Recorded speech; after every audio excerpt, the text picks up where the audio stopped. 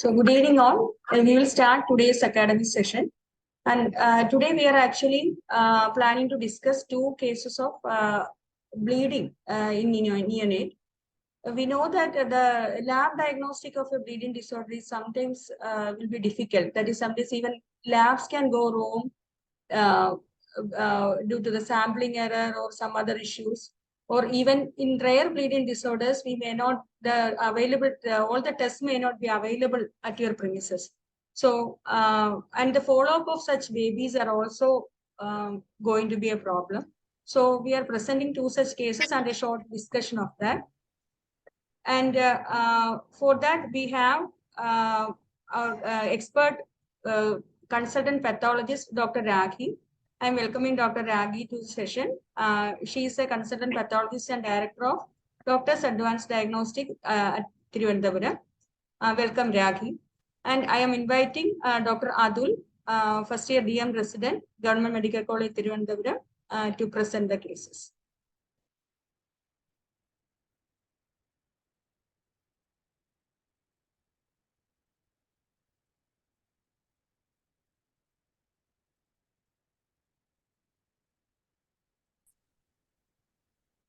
Good evening, one and all. My topic for evening presentation is rare bleeding disorders in units.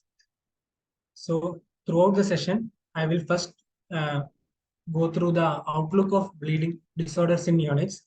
Then I will see two case scenarios which happened in our college. And then we will go through briefly the management and management of these cases. And lastly, we will go to the conclusion and take home messages. So just briefly the background, bleeding disorders are very scarcely reported in the neonatal population. The various published studies only show an incidence of 0.3% of bleeding disturbances in neonatal life. But even with that, bleeding in neonates is slightly different from that due to that seen in adults and in children. This is different due to a process called developmental hemostasis. This was a concept that was introduced by Andrew et al. In the early 90s. What this concept says is that even though the platelet counts are normal, even in preterm neonates, the megakaryocytes are small and have low platelet level, and the platelets are hyporeactive in response to majority of the agonist. And this platelet reactivity improves to near adult level only by day 10 to 14 of life. So how does it is compensated? It is compensated by factors in the neonatal blood that enhance the platelet vascular wall interaction. That is by increased hematocrit, increased MCV, increased von Willebrand factor, and predominance of ultra-long multimers. And one more factor is the concentration of the plasma proteins are slightly different. Only plasma proteins which are present at adult level at birth are factor 4, factor 5, factor 8, and von Willebrand factor. The procoagulant factors like factor 2, factor 7, factor 9, and factor 10, and factor 11 and 12, and HMW, kiminogen, and precalcitonin are also present at 50% of the adult levels.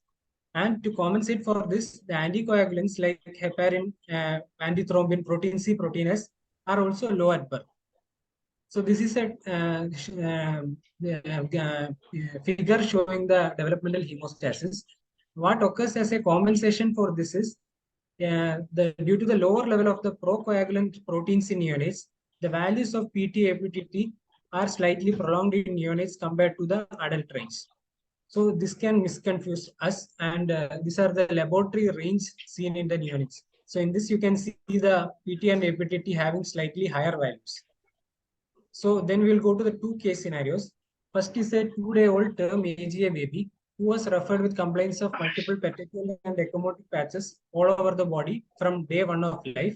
On examination, there were ecchymosis which was noticed on the posterior aspect of both arms, and there were also petechiae distributed all over the body. Mother also had noticed one episode of mucosal bleed from the lip. On taking the family history, there was nothing significant. That this baby was the firstborn child of a non-consanguineous marriage, and there was no history of any bleeding disorder or transfusions in the family. Outside treatment, only vitamin K was given. Here, our initial investigation showed all the cell lines were within normal limits. Peripheral smear showed normocytic, normochromic RBCs, WBC counts, and platelet counts were within normal limit. And initial coagulation profile also showed normal. PT-NR was normal. Baby was closely observed in the ICU, and the pediatric reports gradually resolved by postnatal day 3 to 4. Baby's vitals were constant, stable, and hence baby was monitored and then shifted to mother side. Detailed evaluation of the baby in higher center showed CBC with a platelet count of 3.22 lakhs, peripheral smear with a platelet morphology being normal, and PT-NR normal, fibrinogen levels and thrombin time was normal. Factor assay was also done, which was normal.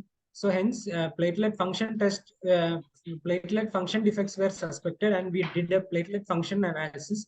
In this initial platelet function analyzer with collagen ADP and collagen epinephrine showed increased PFA closure time, and in platelet aggregometry, it showed a response present only to ristocetin, and there was no response to ADP, epinephrine, and collagen. I will explain in detail this platelet function test. So for confirmation, we did a flow cytometry which showed 96.9% of platelets showing decreased expression of GP2B3A. Hence, diagnosis of Glanzmann's thrombocythemia was made. Second case was a term female baby who was referred to our hospital on day 3 of life. The baby was a firstborn baby of a third-degree consanguineous marriage, and there was a significant maternal history of gestational diabetes in the mother, controlled on drugs. Baby was on regular antenatal checkup from our hospital, and baby was born at 9 weeks of gestation by LSCS in impression of labor. He had birth weight of 3.37 kg, and the immediate postnatal period was actually uneventful. On postnatal day 3, baby had sudden cardiac arrest. Baby was resuscitated, intubated, and then referred to hospital. On admission, baby was intubated and baby had shock and hence started on inotropic support also. Baby had severe pallor, poor sensorium, and there was no spontaneous respiratory efforts or limb movements. And on examination, anisocoria was present and AF was tense. Baby also developed oral and ET bleed, so emergency FFP and PRC transfusion given. And after this transfusion, pulse volume improved and perfusion also improved. Hence, inotropes were tapered and baby was continued on the ventilatory support. So initial impression was a late onset sepsis with coagulopathy or vitamin K dependent bleeding. So baby was started on broad spectrum antibiotics and injection vitamin K was given initially. But our initial investigations was not in favor of sepsis. CRP was negative, platelet count was 2 lakhs, but PT was elevated and APTT was normal. Fibrinogen level was also within normal limits. Baby developed refractory seizures on postnatal day 3 and hence had to be started on multiple antiepileptic. And baby suspecting intracranial bleed in view of seizures, bleeding manifestation, and tense AF, screening NSG was done, which showed a midline shift. And this was followed by CT brain, which showed large acute subdural hematoma, which is located in the right frontoparietal, occipitotemporal, and left occipital region with a midline shift and transtentorial herniation. So here the diagnosis we were thinking of was an intracranial hemorrhage secondary to factor deficiency or vitamin K deficiency bleeding. Emergency neurosurgery consultation was done and angioedema measures and decompensacy craniotomy was suggested, but it was not feasible. Hence, the subdural hematoma was aspirated on day 5. Serial PT-NR and APTT monitoring was done and multiple transfusion was given. These are the values. Initially, PT was high and APTT was normal. And after 2 transfusions, we have given here and here. And serial monitoring was done. Mixing study was done in which PT was again prolonged and APTT was normal. So we had suspected factor 7 deficiency and factor 7 concentrate was given 5 doses. Repeat INR value had normalized, but for confirmation, we did a factor 7 assay, which was normal. And following this, we did a repeat INR value, which again continued to be persistently elevated. And PIVCA level also was found to be elevated, 55.7, 0.27, and hence a repeat dose of vitamin K was given.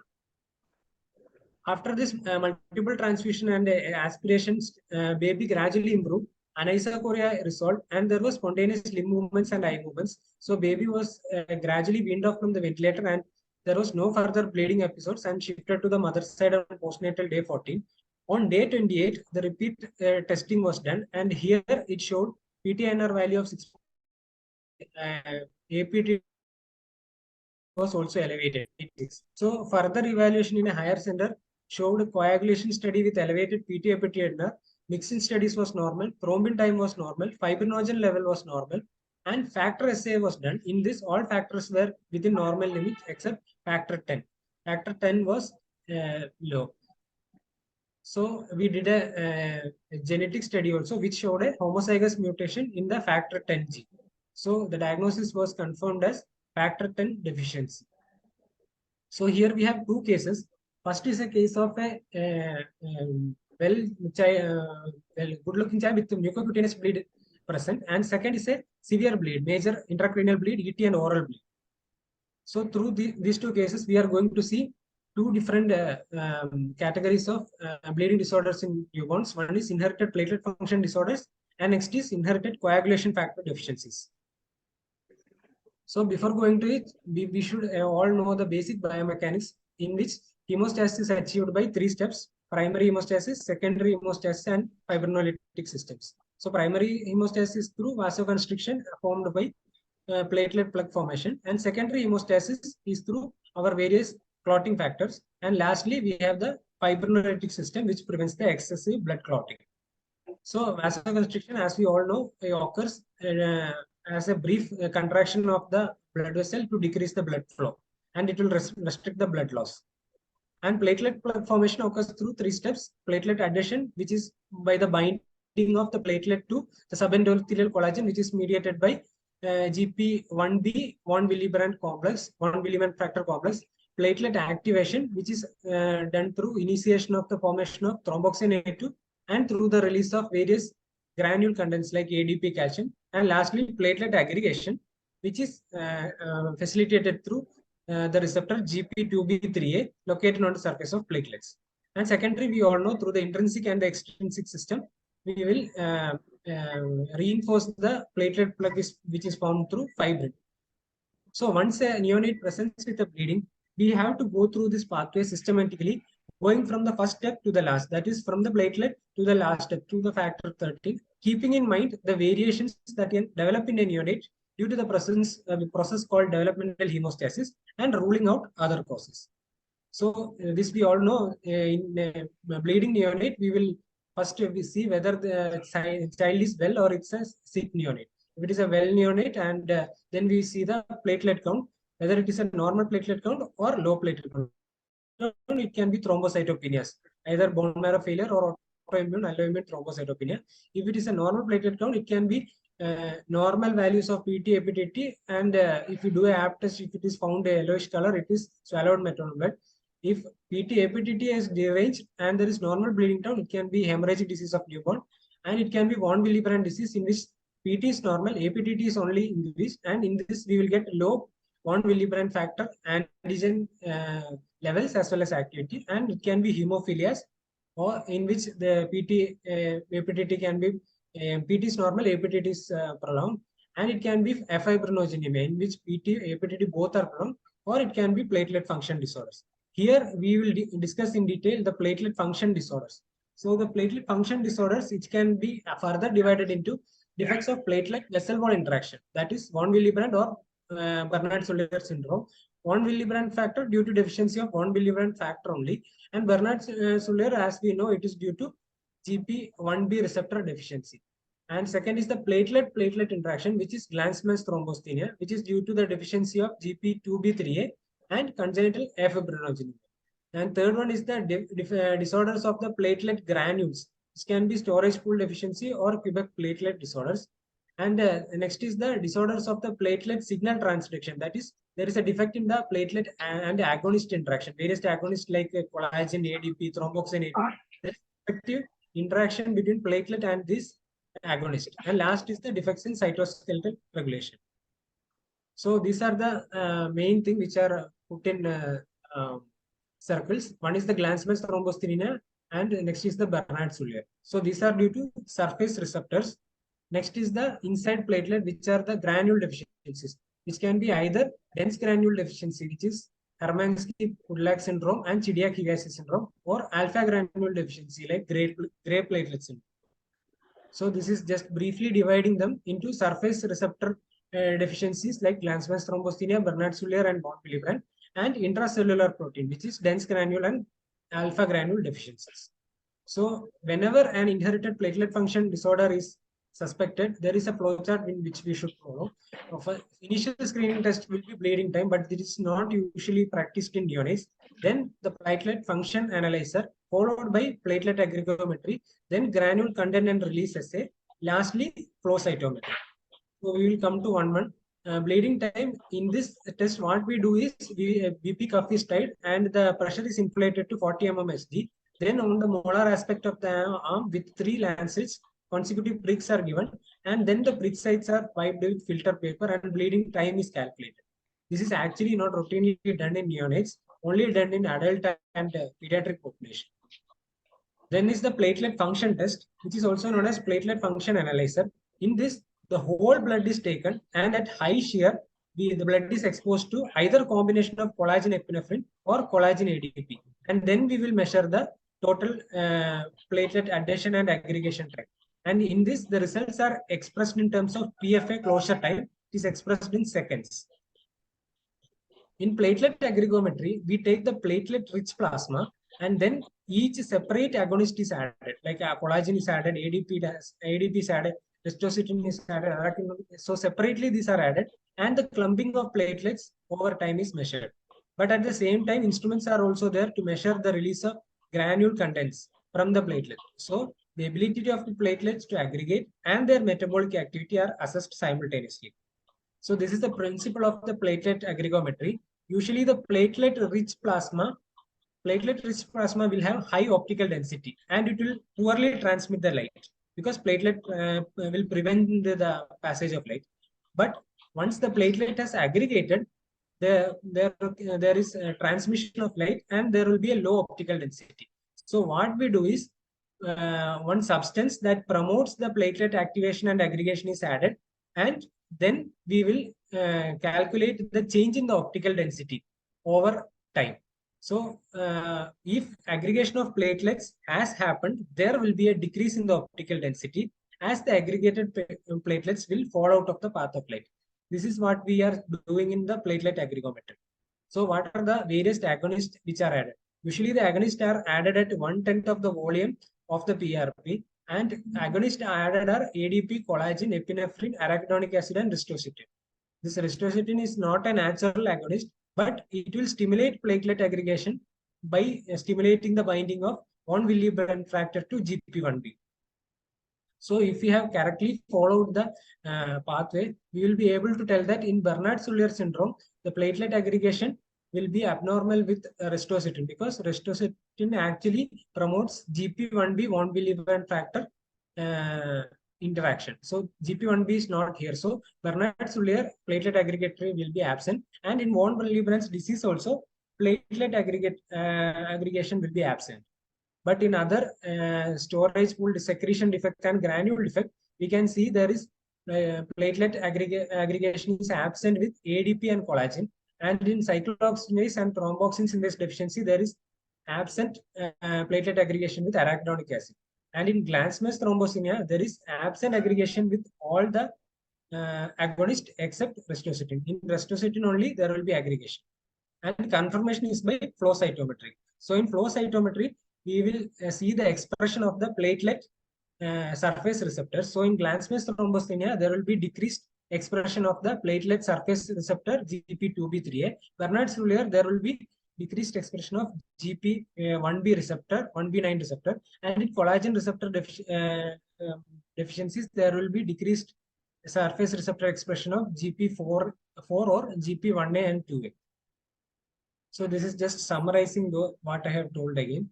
So briefly, I will tell about the platelet function defects. Glanzmann's thrombocythemia. It was first discovered by a Swiss pediatrician, Edward Glanzmann, in 1918. It is an autosomal recessive disorder due to GP2B3A receptor deficiency. Severe bleeding is seen. There is faulty platelet aggregation.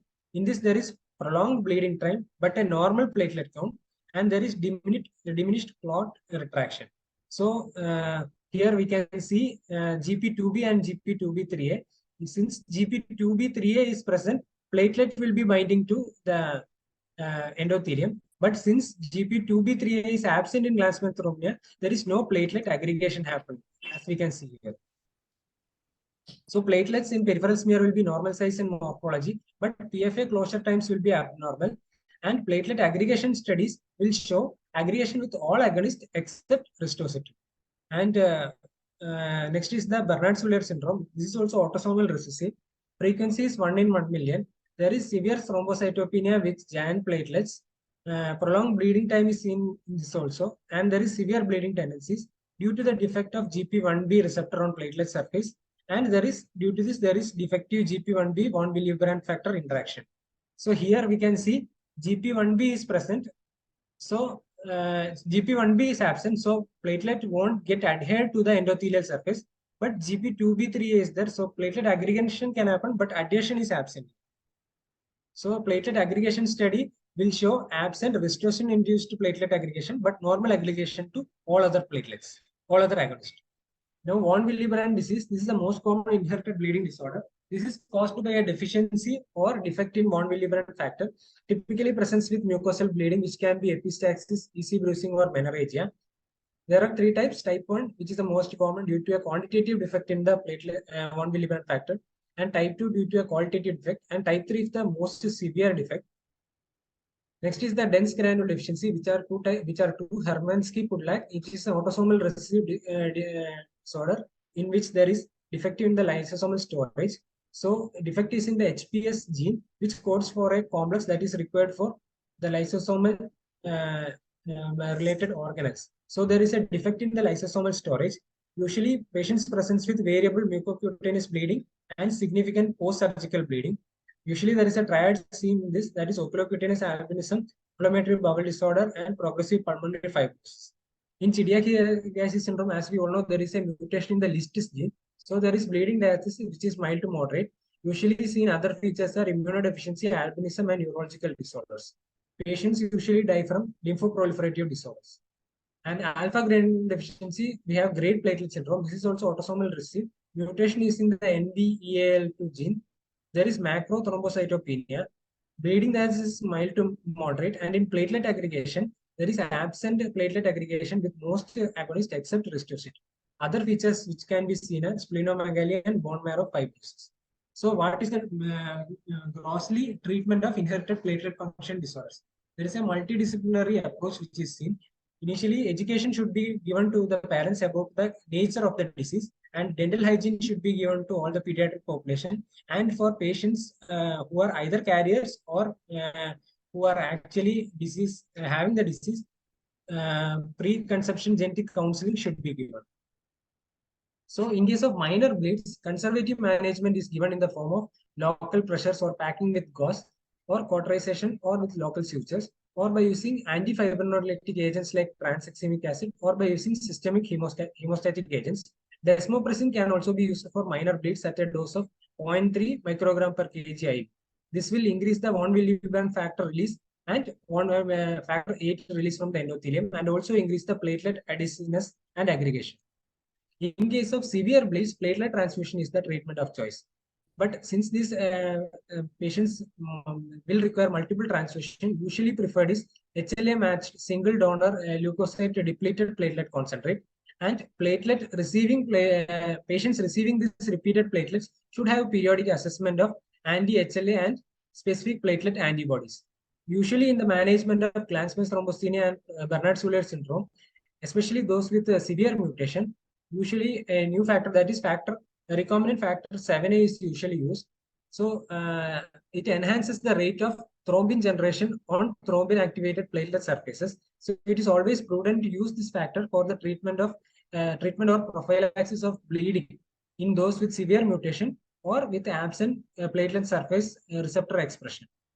Dosage is initial bolus of 70 to 110 microgram per kg, followed by a continuous infusion of 9 to 20 microgram per kg per hour for 3 to 15 days. The curative treatment of both Glanzmann and Bernard-Soulier syndrome is hematopoietic stem cell transplantation, but this is reserved for patients with severe bleeding phenotype, persistent life-threatening bleeding, refractory patients who are refractory to available effective hemostatic treatment, and patients with extremely poor quality of life. There have been results for patients who have done successful transduction of CD34 cells, which has done in 2 patients. with murine leukemia retrovirus vectors, and they have resulted in the correction of Glanzmann's thrombocythemia. So there are two studies.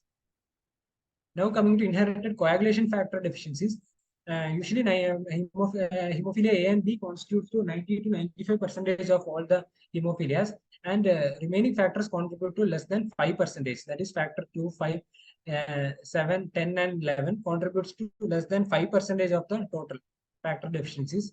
Inheritance pattern in factor 8 and 9, it is X-linked recessive, but in all other factor deficiencies, it's autosomal recessive pattern. Hemophilia A and B, they are clinically undistinguishable, and their manifestation occur almost early in life, and they are confined to boys. But other deficiencies can occur in both sexes, and greater than 50% are diagnosed in the neonatal period, and 1/3 will have clinically significant bleeding. So what is the most common manifestation? Iatrogenic bleeding is the most manifestation, which can present as oozing or hematoma formation following venous or arterial puncture or following intramuscular injection or circumcision. There can be also extracranial bleed, which can be in the form of subgaleal or cephalometoma, or intracranial bleed, which can occur. Intracranial hemorrhage, it depends upon the amount. Usually, if it is minor, it can be subtle presentation, but if it is severe, it can cause seizures, focal neurological deficit. Extracranial hemorrhage is more severe in neonates, as it can result in massive blood loss. Local site bleeding, it can be umbilical, musculoskeletal, or GI bleeds. Umbilical cord bleeding usually occurs in factor 1 and factor 13 deficiency, and GI bleed and hematoma are usually seen in factor 10 deficiency. So incidence of intracranial bleed in neonates with severe inherited coagulation factor deficiency is 1 to 7%. And intracranial bleed is more common than extracranial bleed, and the most common site is subdural. So risk factors for intracranial bleed, usually risk factors include preterm delivery, forceps delivery, severe phenotype, or vacuum instrumentation. So diagnosis initially on coagulation profile in factor 8, 9, and 11 deficiencies, there will be APTT prolongation. In factor 7, there will be PT prolongation, but in factor 2, 5, and 10, there will be prolongation of both PT and APTT. And in factor 13 deficiency, PT APTT will be normal. The definitive diagnosis is usually by the measurement of the specific factors in uncontaminated cord blood or neonatal venous blood samples. And confirmation is actually problematic because these factor levels, as we know, are reduced at birth, and they are further reduced in preterm neonates. So confirmation requires repeat testing and molecular analysis. So this is a recommendations by British Journal of Hematology. Whenever there is a known case or carrier of this clotting factor deficiency or hemophilia, the delivery should be undertaken by obstetric units in close association with the hemophilia center, and a return management plan should be readily available. And in case of hemophilias, fetal sex determination should be taken by maternal sampling or USG scanning, and if it is missed, by third trimester amniocentesis, because sex determination important, and determination of male fetus will influence the management at delivery. Delivery management, the mode of delivery is decided by both obstetric and hemostatic factors. Carrier status itself is not a contraindication to vaginal delivery. There is always an option of elective cesarean section in an attempt to reduce neonatal intracranial hemorrhage, but this is done on an individual basis, taking into account the fetal status and the maternal morbidity. Whatever it is, vacuum extraction, forceps, and invasive monitoring procedures like fetal scalp electrodes, fetal scalp blood sampling are all avoided. So diagnosis, as we already told, is by uncontaminated cord blood sample, and results should always be interpreted according to the gestational age adjusted values, and intramuscular vitamin K should be withheld until the hemophilia is excluded. Oral vitamin K can be given if there is a delay in diagnosis. So for management of bleeding, short-term prophylaxis replacement therapy can be given for neonates who had a traumatic or instrumental delivery or a prolonged second stage of labor, and this can be also given for preterm delivery. But the treatment of choice is always recombinant factor concentrate. Recombinant factor concentrates are usually present, but they are not readily available. FFP is the treatment of choice for patients with factor 5 and factor 11 deficiency. This replacement factor therapy should be continuously monitored because the neonates may require higher doses to achieve the desired factor level, and they may demonstrate a shortened half-life. So this is the American Society of Hematology. They have in 2016 they have recommended trough levels and their on-demand what we will do, and for long-term prophylaxis. So here we can see for factor 5 and factor 11, there are no specific factors available. For vitamin K deficiency factor deficiencies, vitamin K should be given 10 mg for minor bleeding, and for severe bleeding, prothrombin complex concentrate should be given. And prophylaxis is by oral vitamin K 5 to 20 mg per day. And in poor responders, we should consider parenteral vitamin K 5 to 20 mg per week. For emergency treatment, before the diagnosis has been established, we can use virally inactivated fresh frozen plasma. And there are extended half-life factors are available, but their use in neonates is still under clinical trials. So early detection and prevention of intracranial and extracranial bleeding. Whenever there is a strong suspicion of intracranial bleeding, we should not wait for the imaging studies. We can give the definitive factor concentrate. Cranial ultrasound should be undertaken prior to discharge in all neonates with confirmed inherited coagulated factor deficiencies. In symptomatic neonates, even if the USG is normal, due to the low sensitivity of USG, we should go for cranial MRI and CT scan. Discharge, the parents of all the affected neonates should be informed of the typical nature of the disease and the various presenting features of the significant bleeding prior to discharge from the hospital. And early follow-up by a hematologist clinician should be arranged prior to the discharge. So these are the take-home messages. Even though hemorrhagic events are relatively rare in the neonatal period, early, accurate, and prompt diagnosis is crucial. Treating physicians should be aware of the existence and prevalence of such rare bleeding disorders, and laboratory evaluations should be done keeping in mind the developmental hemostasis process. And individualized management can result in unnecessary blood transfusion. And whenever such case is there, we should have a multidisciplinary approach, including obstetrician, neonatologist, and hematologist. Now, coming into various doubts and discussions, we will follow up in the next session. The link I am sharing again in the group.